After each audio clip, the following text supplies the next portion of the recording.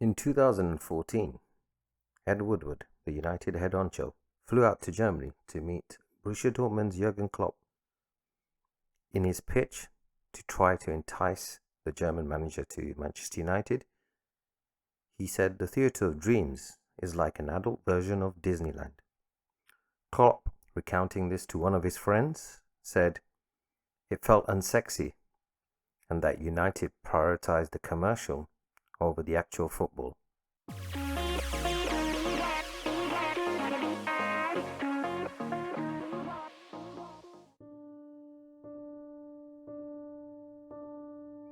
Manchester United have been a big club in England for a long time, ever since the Busby Babes, and then from Ferguson taking charge in 1986 and really transforming their fortunes after nearly 3 decades of no success.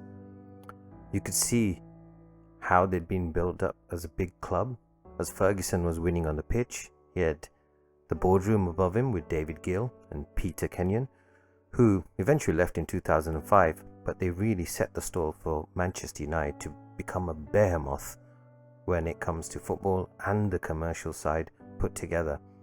Even when the Glazers came in 2005, they still left control to David Gill, who along with Ferguson made them the most successful commercial club in the world.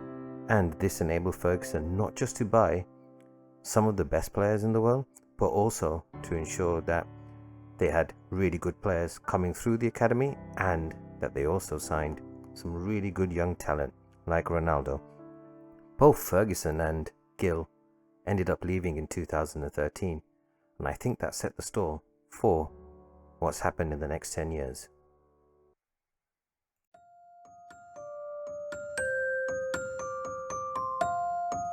Ed Woodward didn't come out of nowhere.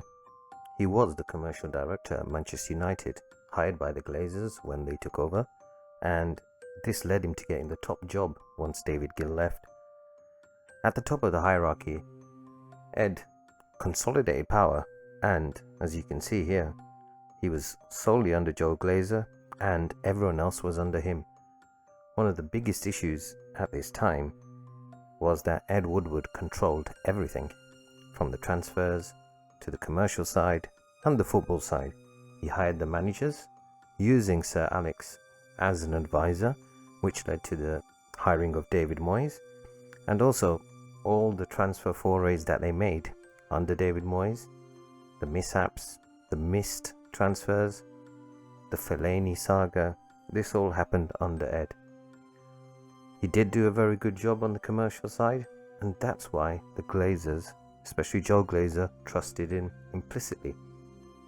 As a source once said, if the Glazers had to make 800 staff redundant, they would keep Ed and make 799 redundant. For Ed Woodward, this setup of the United hierarchy changed later on in his years as he tried to improve the scouting department.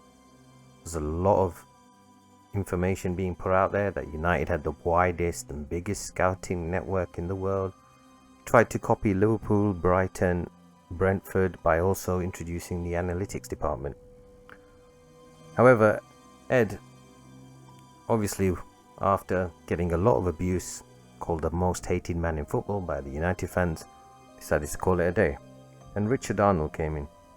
Now, Richard Arnold was the former managing director, and now he took over as club CEO.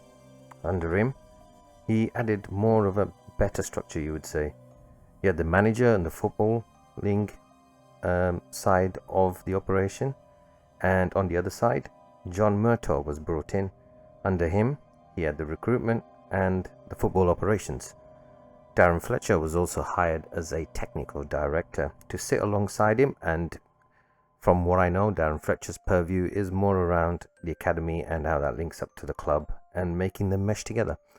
Now, John Murtaugh was initially at Everton as a performance analyst, but he does come with a good background. He's been an elite Premier League performance officer as well, so he's come from a high role, and under Richard Arnold, he's been in charge of transfers wages, everything else to assist the manager to do their job. The hierarchy of Manchester United still, though, doesn't really contrast to other clubs, because here the director of football and the manager sit at the same level. This means when there's disagreements, they all have to go to Richard Arnold. Compare and contrast with the setup that was established at Liverpool once Jurgen Klopp came in. You had Mike Gordon, CEO, in charge of Liverpool.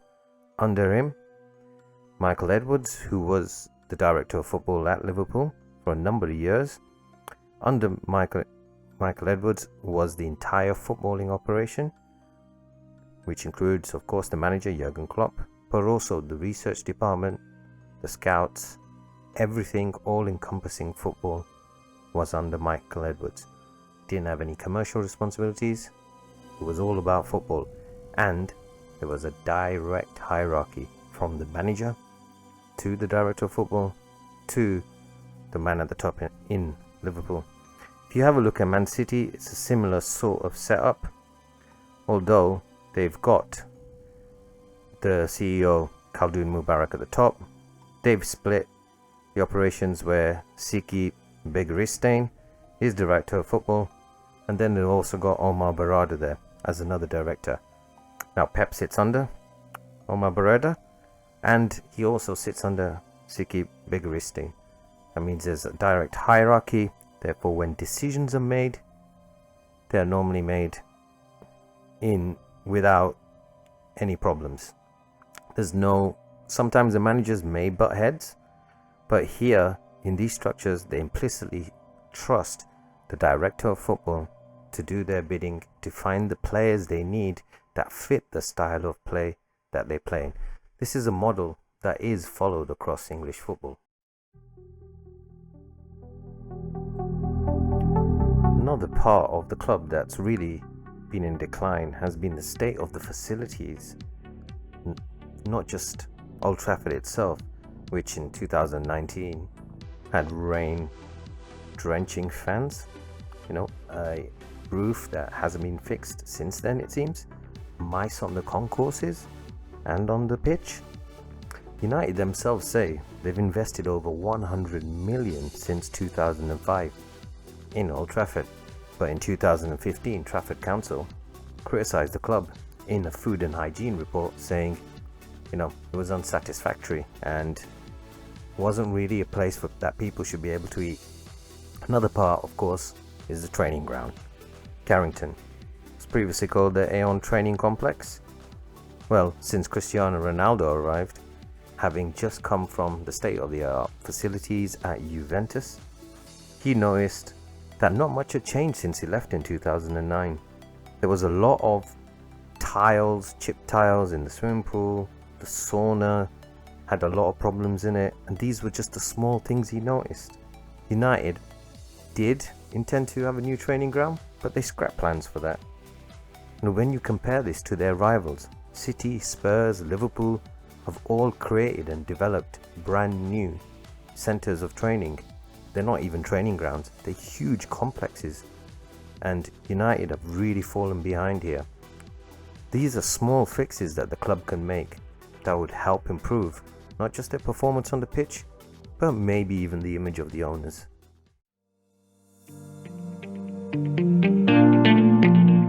We'll come to the managers and transfers in a moment, but one of the biggest aspects of United's failure has been the size of their wage bill. Now, normally there's been a lot of analysis on this, but wages are linked to how high up in the table you normally finish. Now, there's a little bit of variance, but generally the sides that pay the most wages tend to win the leagues and the cups. United, though, have been defying that analysis and that trend by being consistently one of the highest payers in the league and failing to even compete for the title for nearly 10 years. There's numerous instances that you can point to. Juan Mata was 33 and he was still on 160,000 a week. He himself admitted that his wages were obscene. David De Gea on 375,000 a week. Now United fans will say he was one of the best goalkeepers in the world. However, in my opinion, he wasn't the best goalkeeper in the world. I'd say the two that are at the top of that tree, they were being paid far less and still are. Alisson at Liverpool is on 150,000 a week, while Courtois at Real Madrid is on 255,000 a week. These are both players that have performed at the highest level for a number of seasons now for their clubs. Another example of the waste that's going on when it comes to the wages is Anthony Martial, 250,000 a week. Bruno, who's probably been United's best player for the last 5 years, gets paid less than Anthony Martial. Think about it. And then you have Marcus Rashford. Now, granted, he's well liked at United and also a fan's favourite across the country. Due to his off-the-field work, which I really appreciate. £375,000 a week. That's apparently what Marcus Rashford is on, and the media has rumoured that he has a clause for the end of this season which will increase his wages further. Maybe Marcus Rashford is United's best player. Personally, I don't think he is, but £375,000 a week puts him above Mohamed Salah at Liverpool, who earns less and is one of the best players in the Premier League and has been for 7 years. Marcus Rashford hasn't performed at the same levels as Mohamed Salah for that time period, yet United think he's worth more, because what you pay a player is what you think the player is worth. The others, of course, are like Sancho, and Casemiro, both on £350,000 a week.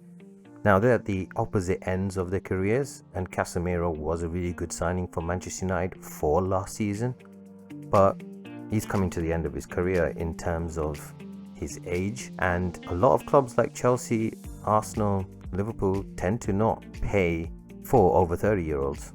They tend to not even renew contracts for those over 30-year-olds. It's on a rare occasion that they do.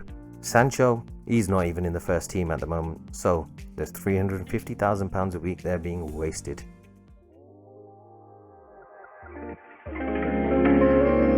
Ignoring the Alex Ferguson recommended and inspired choice of David Moyes, Manchester United have been through a number of managers since Alex left.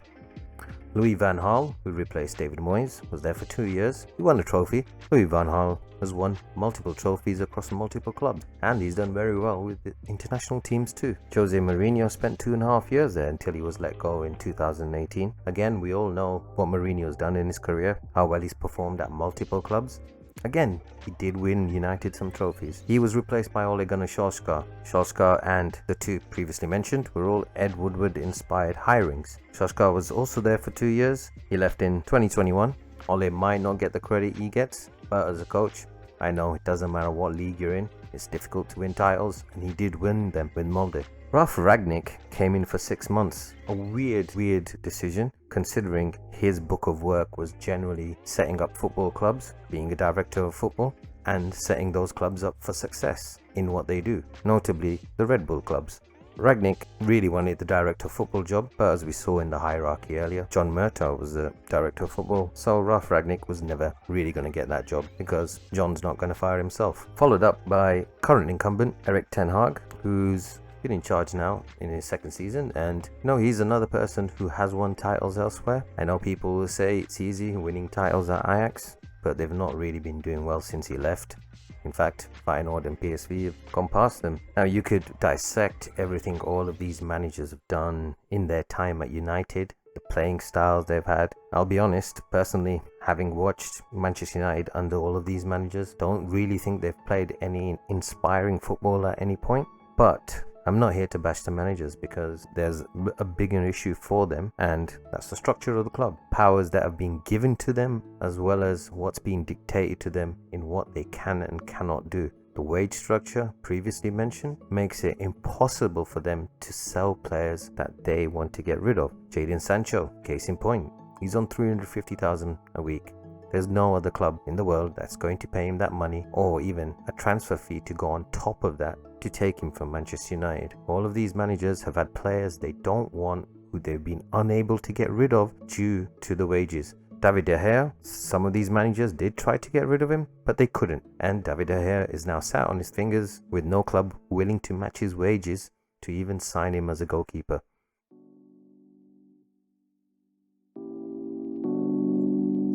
the recruitment side of the club is something that has really disrupted Manchester United since Gill and Ferguson left. There's been a lot of talk in the media by Manchester United and Ed Woodward in the past, who would feed lots of information about players he wanted that they didn't get because the manager didn't want them, or something along those lines. This points to a lack of strategy and a lack of know-how. There's no clarity right now on the scouting team, for example. I've tried to find information on this. Information I found is out of date, it seems. Steve Brown was appointed the head of scouting, but now he's back in the academy. Agents have been reporting that it's hard to get hold of John Murtough, who's supposed to be in charge of transfers, as he's the director of football, and that they have more success contacting Richard Arnold, who should not be involved at that level. Murtough has apparently made clear lines for scouts because previously it was just assumed that everything was inconsistent. Some of the scouts would go to Ole, some would go to Woodward, but they were apparently supposed to be reporting now all into Steve Brown, who reported into John Murtough. I'm not sure what the current situation is, but this recruitment department is in shambles and doesn't look like it's getting any better. When Ralph Rangnick came to the club, he wanted Paul Mitchell from Monaco to be poached and put in charge of transfers. Now, Paul Mitchell is a director of football who is gaining a reputation around Europe and amongst the bigger clubs for being very good at what he does. A lot of the media have been briefed, been told by scouts themselves at United that United seem to prefer big money signings rather than looking at emerging talents or even, scouting players that don't seem to be at the top of the game, but there's a chance that they could improve by playing at Manchester United with better players. There was long-term scouts who were also removed, Jim Lawler being one of them. I'm sure if you played Football Manager and you're a Manchester United fan, probably have been one of your top scouts. They were removed due to a lack of recommendations. But this just doesn't fit in with what's been happening at Manchester United because, for example, in 2022, 4 of the 6 signings were recommended by Erik ten Hag. Now, either the scouts are not being listened to, or the managers, because they're sitting at the same level in the hierarchy as director of football, have a bit more power to decide who they want. And we've seen this with Jose Mourinho in the past, getting players that have played for him at numerous clubs like Matic. So it's not a surprise to see that it's still happening when you look at the recruitment. A lot of the transfers made by the club don't seem to match a playing philosophy or a manager's style. Jose Mourinho chased Harry Maguire and did not get him. Harry Maguire seemed to fit the style that Jose Mourinho wanted to play in. Ole Gunnar Solskjaer ended up signing Harry Maguire, but from everything Ole was saying, Harry Maguire was the antithesis of what he needed in that defense. You've got Casemiro and Varane were signed for huge fees, world-class players in their prime. But there's a reason Real Madrid sold them. They sold players coming to the end of their career. Rafael Varane is injury-prone. Casemiro, as we have seen this season, has lost his legs. In fact, he's become United's best creator rather than being the defensive linchpin in midfield that he's supposed to be. The hierarchy at Manchester United should have been looking at other clubs. For example, Jurgen Klopp was stopped by his scouting team, his analytical team, and the director of football from signing Julian Brandt because they had the information that said Mohamed Salah was a better signing. Looking back on the careers of those two, you would say that that scouting department did their job as they're supposed to. Pep Guardiola has also been stopped from buying players by City's hierarchy, notably some of the players who went to Manchester United, because there's a clear, distinct lines of communication and responsibilities at those clubs, which don't seem to be there at Manchester United. If you look at the money spent by each manager, Louis van Gaal spent 258 million. Jose Mourinho spent 378 million. Ole spent 441 million. And Erik ten Hag has already spent 400 million. Yet, have they challenged for a title in that time? Not once. The conclusion that you can take from all of this is that the owners are really there to be blamed because they have been taking money out of the club. However, they haven't set up the right structure, the hierarchy, the management to make sure that the success that was put there by David Gill and Alex Ferguson continued. The management have to take blame for the infrastructure, which are small fixes, and they would make some fans happy not to have water pissing down on them during a game. They've wasted millions every time a new manager comes in because there is no clear philosophy of how Manchester United should play football. They need to have clear lines of control so that the managers and the director of football are not butting heads on transfers and they're moving in the same direction. This is evident at other clubs, and Manchester United have not just been falling behind on the pitch, but also commercially and revenue. They've fallen behind Liverpool and Manchester City, which you would never have thought would have happened 15 to 20 years ago.